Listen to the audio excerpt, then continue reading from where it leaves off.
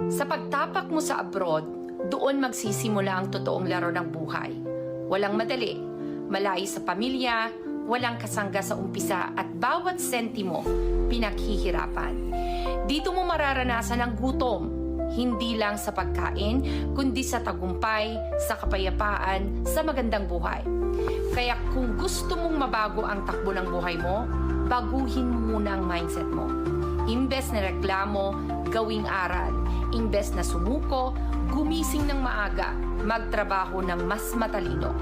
Dahil ang tagumpay sa abroad, hindi lang para sa masisipag, kundi para sa mga may malinaw na layunin, tamang diskarte, at paniniwalang kaya nila.